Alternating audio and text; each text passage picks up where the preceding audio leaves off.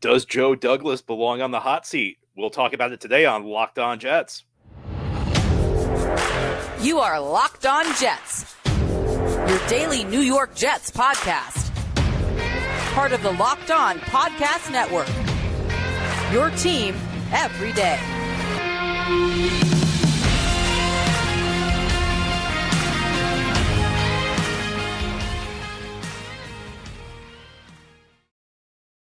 Welcome. This is the Locked On Jets podcast, part of the Locked On Podcast Network, your team every day. It's Wednesday, November 22nd, 2023, and I'm your host, John B. from GangGreenNation.com. Thanking you so much for making the show your first listen or first watch every day. Subscribe for free on YouTube or wherever you get your podcasts so you'll get new episodes as soon as they're posted. If you enjoy the show and are listening on a podcast source, give it a 5-star review. And if you enjoy the show and are watching on YouTube, give this episode a big thumbs up.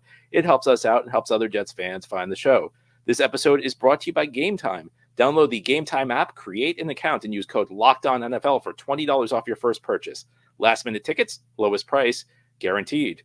Well, I hope you're having a great Thanksgiving week. If you're traveling today, please be safe. And today we have our mailbag show. Each Wednesday we try and do a mailbag with listener questions. And our first question is about a hot-button topic, Joe Douglas. It's from Cameron, who asks, does Joe Douglas deserve to be on the hot seat right now? I 100% agree in Saleh and Hackett needing to go. But a lot of things I read want Douglas gone as well. Has he done enough to warrant this? He's had phenomenal success at building a defense, but his offensive decisions are questionable at best. Bad quarterback decisions all around from starters and backups. This might be more on Saleh than Douglas, but young talent wanting out on a team consistently is alarming, and it worries me for the 2022 rookies down the line. How long until Garrett Wilson and Breece Hall realize this team is impacting future contracts? Any lack of urgency in getting offensive line is completely head-scratching, and now the rumor is for 2024, the Jets will pursue Davante Adams. This would be great if we had an offensive line. What's your take on the situation? Does he deserve one more year with a different coach of the team? So this is a long question, goes into a lot of details here, and I think if you look at the total record, I would say it's not good enough. And I think part of the complication with Douglas is people compare him with his predecessor, Mike Maccagnan, and almost anybody you hired would have been better than Mike Maccagnan. But you have to remember, Douglas came in with a tremendous amount of hype. I mean, everybody around the league, all the media types, just praised Douglas nonstop. They made him out to be the next great GM in the NFL. And he has not been that. No, he hasn't been terrible. He hasn't been Maccagnan level. He's been decent. I mean, not to say he's done nothing right. He's actually done quite a bit right. He's done a great job building the defense. In fact, I would say he's built half a Super Bowl team. The Jets defense is Super Bowl caliber. The problem is the offense is, not even NFL caliber. And as with any situation in the NFL, it's a combination of bad luck and bad decisions. But, this is a results-oriented business. I was always one who said, you had to let this play out for a couple of years with Douglas. And that was only fair because the Jets really handled the situation behind his hiring bizarrely when you look at the time frame. The Jets let Maccagnan spend all that money in 2019 in free agency, and they let him run the draft, and then they fired him. It was a bizarre move. And when you spend as much money as the Jets did that offseason, you essentially put the roster in place for 2 years. So they hired Douglas after not only the 2019 roster was set, but for the most part, the 2020 roster was set. So it was like year 3 before Douglas could really start putting his imprint on the team. And he could make a few moves on the edges in 2020, but the team was pretty much done by that point. I mean, Maccagnan essentially set the roster for 2 years. So 2021 is really the first point where this became Douglas's team. And that's not to make an excuse for Douglas. That's just the fact of the situation. The Jets, I don't think there are many situations where you can say you can't judge the GM until year 3, but the Jets, because they've so mishandled the Maccagnan thing, put Douglas in that situation. But now we're in year 3. He's had an opportunity to put his imprint on the roster. And at the end of the day, it's not good enough. Now, there's a debate to be had. Is it the case where Douglas is just great at evaluating the defense and bad at evaluating the offense? I guess you could say that. I mean, outside of Garrett Wilson, the receiver decisions have all been terrible. The quarterback's moves have been bad. On the defensive side of the ball, he's made a lot of great additions on defensive line, a lot of great additions at corner. Is it a case where the Jets have people in place who can evaluate certain positions but not other? Perhaps. But I also think, it's possible that Douglas is just a middle-of-the-pack GM. And if you play this out long enough, he'll start making some decisions on defense that aren't so good. He'll start making some decisions on offense that are better. Maybe he's just a guy who gets some of it right, but not all of it. That's also possible. I think that, if you're talking about getting rid of Robert Saleh and Nathaniel Hackett, and if you're talking about, well, this is the coach's fault, I think to an extent that's true. I think that this team is probably a little bit more talented than how they're playing. But on the other hand, if you don't like Robert Saleh, who's the GM who hired him? And, the two most important decisions any team makes are the head coach and the quarterback. And I think if you think Saleh, I don't think the book's entirely written on Saleh yet, even though I'm very down on him. But if you think Saleh is no good, that means Douglas has messed up the two most important spots, because he messed up on the Zach Wilson pick. And if you think he's messed up on Saleh, then, he's 0 for 2 in the most critical decisions you make as a general manager. I think that you could justify keeping Douglas maybe another year or two. I think if you look at the draft record, that's probably his saving grace. It's pretty good. And I know people will look at the high profile misses, and that's fair. I mean, listen, there were a lot of bad picks. Elijah Moore ended up being a bad pick. The 2020 draft just looks like a complete whiff. There's a lot bad, but you have to remember the draft, a good GM has a pretty low batting average. It's not a case where you hit on over half your picks every year. And yeah, most of the great picks were in one draft, but sometimes that's how it works out. Talking about how it evened out. It wasn't like, I'm not sure Douglas was necessarily doing something great in 2022 and terrible the other years. The evaluation process was probably the same. Just as I'm not sure Douglas is an awful offensive GM and a great defensive GM. I think maybe it's just he's middle of the pack kind of guy, and the timing of the hits and the spots where the hits happen might be coincidental. I think that if Douglas is to return, and look, I think if you draft well, that overcomes a lot of other problems. I think the Jets have drafted pretty well, but I think if Douglas is to return to this team next year, they have to overhaul this front office. I mean, there are just too many areas where the front office is weak. They have been terrible in free agency, and they have run the cap terribly. Those are two spots where they need to make big changes in this front office. You can keep the college scouting staff in place, but there are other changes that need to be made. So, I think it's fair for Douglas to be on the hot seat. This is the most generous assessment would be this is really year 3 for Douglas, and this team's going to miss the playoffs again. It's going to have a third straight losing season. At what point do wins and losses start to matter? I think we're past that point. 2019, you could say it was McCagnon's team. It really was. 2020, it still wasn't a lot he could do. 2021, they were rebuilding. We're now at a point where we're deep enough into this that we should be seeing more progress from this team, and we're not. I mean, I don't know that necessarily means Douglas needs to be fired, but I think it's fair that he's on the hot seat, and I think it's fair that he's on notice, because there's just too much that's happened that has not worked out. Now, ahead here on the Locked On Jets podcast, we'll turn our attention to one player who actually has worked out for the Jets. That's Bryce Huff. He's one of the best pass rushers in the NFL. If the Jets coaching staff would ever get it through their heads that they need to play him more, that would be great. Can the Jets afford him, though? Should the Jets look to maybe use that money to fix their offense? Well, I'll give you some thoughts on that as we continue this Wednesday mailbag edition of Locked On Jets. Today's episode of Locked On Jets is brought to you by Gametime. You should not have to worry when you're buying tickets to the next big event. Gametime is the fast and easy way to buy tickets for all the sports, music, comedy, and theater events near you.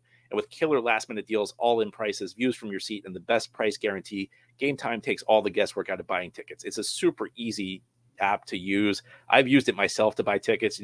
Jets are playing the Dolphins on Friday. If you want to head out to MetLife Stadium for Black Friday, it's the first ever NFL Black Friday game. You got to use the Gametime app. Gametime is the only ticketing app that gives you complete peace of mind with your purchase. You can see the view from your seat before you buy, so you know exactly what to expect when you arrive. And their all-in prices show you the total up front, so you'll know you're getting a great deal without the hidden fees. You can buy tickets in seconds with 2 taps. Take the guesswork out of buying tickets with Gametime.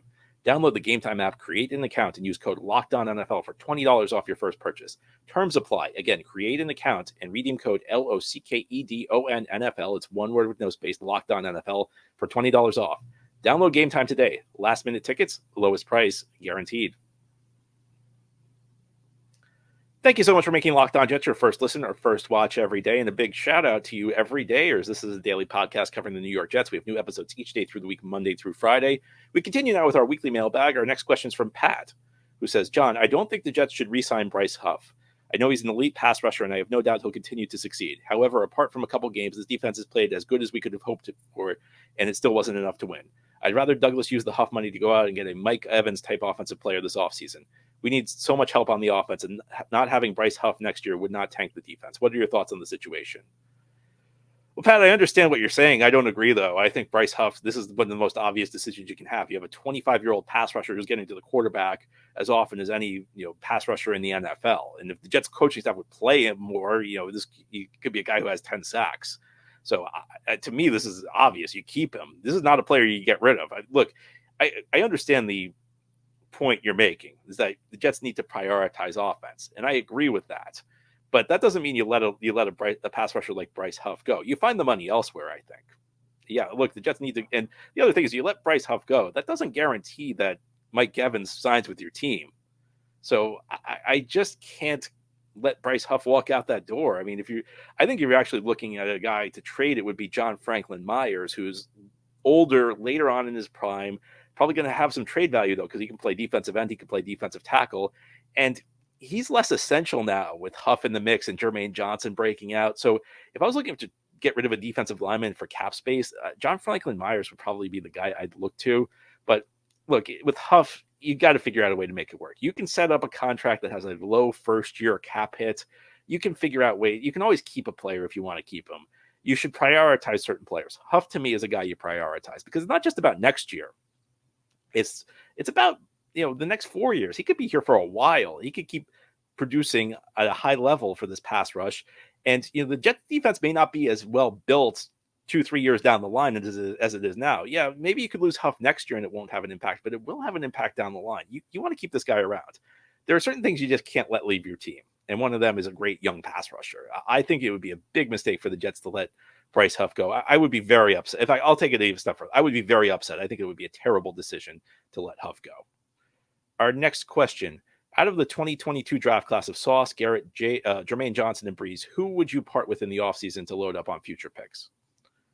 Well, none of them. I think these are guys you keep again. These are not the guys. You don't get rid of the young premium players. The guys you look to deal, the guys you look to trade are players like in the late prime, late 20s, approaching the end of the line. It's the old line. You try and trade a guy a year too early rather than a year too late, because there's certain guys out there who could bring something back for the Jets. Somebody who I just mentioned, John Franklin Myers. I think he'd be a good trade candidate because I think he's got a value. There's a team that needs defensive line help. You deal him because you can still have 4 more great seasons out of Bryce Huff. You could have 1 or 2 really good seasons out of John Franklin Myers. So I think JFM's a guy I'd look to trade. I think that DJ Reed would be a guy I might look to trade. I wouldn't trade Sauce. I might look to trade DJ Reed, who's, in his late 20s, entering the last year of his contract, and a guy who depends a lot on his athleticism to make up for his kind of undersized frame. And that means, the guys who depend on their athleticism, when they start to decline, the decline tends to be pretty rapid. I think, if you ever saw, there's a very early season episode of Family Guy where Peter Griffin wins a contest, or I can't remember exactly what it was, but essentially he's offered either a free boat or a mystery box, and he chooses the mystery box because in his logic is it could be a boat and he's always wanted a boat. And again, the other option's a boat. He chooses the mystery box because it could be a boat. How I've always wanted a boat. That's what he tells his wife. And that's kind of what I feel like when people suggest, trading Sauce Gardner or trading Garrett Wilson. It's like you're trying to you're trading this young premium player for draft picks because maybe you can get another young premium player. These aren't the guys you trade. These are the guys you build around. Guys in their early to mid 20s. These are guys these are the core of your team. And one thing I must emphasize: this is not like the Jets of 2020. This team has a real opportunity to retool quickly because they have a lot of young talent. The problem is the older guys, and the problem is some of their missteps with the salary cap. But I wouldn't even think about trading Sauce Gardner or Garrett Wilson or Breece Hall or Jermaine Johnson. These are the guys who should be the core of the team the next 5 years.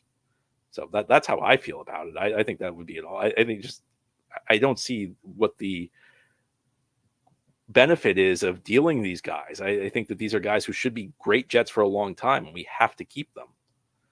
Our next question comes from David. Hi, John. With the failure of another high quarterback draft pick, I wonder if the NFL as a whole has a problem scouting them. Everybody had Zach Wilson ranked highly, not just the Jets, and they always say it's because of a big arm or some kind of intangible, but you never hear about their ability to read defenses or analyze the play quickly. It seems this is usually the area of the game that causes quarterbacks to fail. Why does a big arm matter if they can't read the defense or get through the reads fast enough? Do teams think they can just teach them these things, or is this just a hard thing to scout? I think it's a little of both, but I definitely think teams overestimate their ability to develop players. I mean, maybe the most obvious example of this that I can come up with is the Jets drafting Christian Hackenberg in the second round. That was clearly a case where the team was way overconfident in its ability to develop a player. Yeah, I think what happens is sometimes you talk yourself into a player. And look, I know this because I'm not a scout, NFL scout. I did this with Sam Darnold. Is that you just want to like a player so badly that you ignore the obvious flaws there. Part of it's the quarterback. Quarterback's a really tough position to scout because you don't know how guys are going to develop. Josh Allen was not a finished product as he entered the NFL. There were a lot of people. If Jets fans are being honest, he was the guy that nobody wanted. There would have been a very upset fan base if the Jets had drafted Josh Allen third overall in 2018. And part of that is I think they were scarred by the Hackenberg experience where they drafted a prospect who needed development. The Bills noticed something in his mechanics that they felt like they could fix, and they were right about it. But too often teams are overconfident in their ability to do something like this. I think another problem that exists in the NFL, and I've kind of changed my mind about this in recent years. I always used to hear from like long-term NFL fans who say, quarterbacks didn't used to play as rookies. And I used to say, yeah, but things are different now. The schemes are a little bit easier to operate. And there's also the aspect of the rookie contract where you have 4 years where the quarterback you draft is cheap before you have to pay him. And if you get a good quarterback on a cheap contract, you can spend the cap space that normally would go to paying a lot of money to a quarterback, and you can load up the rest of the roster. But you know what? I think teams put these quarterbacks on the field too early. It's great if you have a guy like Joe Burrow or Trevor Lawrence who, is immediately ready to play. And even those guys had some issues as rookies. But there are a lot of quarterbacks who just aren't ready day one. And you know what changed my mind on this was more than anything was watching Geno Smith resurrect his career in Seattle, where Geno was able to sit for, 8 years or so, 7, 8 years. And there was no pressure on him. He just had an opportunity to get comfortable in the system. He had an opportunity to refine his game, work on his mechanics. He comes out and now suddenly he's a quality starting quarterback in this league. And I wonder how many quarterbacks the league just gives up on too quickly because they get thrown in before they're ready to play. And, teams feel the pressure. I think the reasons are obvious is that, if you're most GMs and head coaches, they don't have the luxury of waiting for a quarterback to develop. In most cases, their job's on the line. If they have a bad season or two, they're out. So they don't feel like they can let a quarterback sit. They don't feel they can, think long-term. But I think that's a problem. I think a lot of these quarterbacks, Zach Wilson, there's no way he should have been playing year one. There's no way he should have been playing year two. No way he should have been playing year three. But the Jets felt pressure to throw him out there. And I think that, I don't know if Zach Wilson's ever going to be good enough to play in the NFL. I think there's certainly enough evidence to suggest maybe he's not going to be a good NFL quarterback, and he probably would not have been no matter what happened. But I think the way the teams try and develop these quarterbacks is also kind of flawed. Now, ahead here on the Locked On Jets podcast, we'll turn our attention to the state of the salary cap. Got a question. How much trouble are the Jets in? Well, I think part of it depends on how they approach the upcoming offseason, and I'll explain what that means as we continue this Wednesday mailbag edition of Locked On Jets. This episode of Locked On Jets is brought to you by PrizePicks. PrizePicks is the largest daily fantasy sports platform in North America. It's the largest and most exciting way to play DFS. It's just you against the numbers. Instead of battling thousands of other players, including pros and sharks, you pick more or less than on 2 to 6 player stat projections and watch the winnings roll in. And with the basketball season here, you can now pick combo projections across football and basketball with the Specials League. This is a league created specifically for combo projections that include 2 or more players from different sports or leagues. For example, you can pick LeBron James and Travis Kelce at a 10.5 combo of 3-pointers made and receptions. If you want to play alongside some of PrizePicks' favorite players like the rapper Meek Hill, a comedian Andrew Schultz, you can now find community plays under the promos tab of the app to view entries from some of the biggest names in the PrizePicks community each week. And now PrizePicks offers a reboot policy, so your entries stay in play even if one of your players gets injured. For football and basketball games, if you have a player who exits the game in the first half and does not return in the second, that player is rebooted, and PrizePicks is the only daily fantasy sports platform with this injury insurance policy. Go to prizepicks.com/LockedOnNFL and use code LockedOnNFL for a first deposit match of up to $100. Again, it's prizepicks.com/LockedOnNFL and use code LockedOnNFL. It's one word with no space, LOCKEDONNFL, for a first deposit match of up to $100 using PrizePicks. This is the Locked On Jets podcast. On this Wednesday, we're doing our weekly mailbag show. Our next question, I'm curious to know exactly how screwed the Jets are when it comes to the salary cap situation. Yeah, so the cap situation is not great for the Jets. Part of this is going to depend on how they deal with this upcoming offseason. It's an offseason where they don't have a ton of money. Right now, they're projected, based on what people think the cap will be next year, to have about $30 million in space. And on paper, you might say that sounds like a lot. Well, first of all, when you have to remember that there's money that has to be set aside for, first of all, signing your draft class. There has to be money set aside for your practice squad. And then you also have to leave a couple million aside for the season because you're going to have injuries. You're going to need to sign players, and that will require cap space. So that takes up about half of the $30 million right there. Now the Jets need 2 tackles. We know they're going to need a wide receiver. On the defensive side of the ball, they don't really have a second defensive tackle after Quinnen Williams. The safety position's unclear. They need to sign depth players, a number of spots. There's not a lot of cap space. So the question is whether you just take it on the chin next year, just use it as a reset year. Don't go too crazy this offseason. Just do what you can. Understand that you're going to have holes. Understand you're probably not going to be a Super Bowl team next year. Or do you go all in for Aaron Rodgers' last ride? And this is, if they do that, that's the type of thing that could really do some long-term damage to their cap situation. What I might equate it to, it's not exactly the same thing, but like maybe having credit card debt. Say you've racked up some credit card debt, because the Jets, essentially, to build this team this year, they pushed a lot of 2023 cap hits to future years. And the bill will come due. And that's part of the reason the Jets have such limited flexibility heading into next season. Let's say you've got a decent amount of credit card debt. Do you decide to forego the vacation, or do you throw the vacation on the credit card and just increase the debt? Because essentially, if the Jets are going to load up, they're going to have to push 2024 money into the future. And they're going to have to do, essentially, this becomes a situation where the longer the Jets wait to have this reset year that they need to have, the more painful it's going to be. I think we can assume at this point the Jets are not a Super Bowl team in 2024. I think it's going to be very difficult to get there, whether or not they go all in. If they have another all-in offseason and they push even more dead money to the future, I still don't think they can get to the Super Bowl. So the question is whether you just admit that fact, or whether you just ignore it and say, it's Rodgers' last ride. Let's worry about 2025, 2026 when we get there. I think based on what the upside is, you just take the hit next year. And I'd feel differently if the Jets were closer to the Super Bowl. I think if you have a legitimate shot at getting to the Super Bowl, then you take it. But I don't think the Jets are there. So if the Jets just take next season as a reset year, they'll be fine going forward.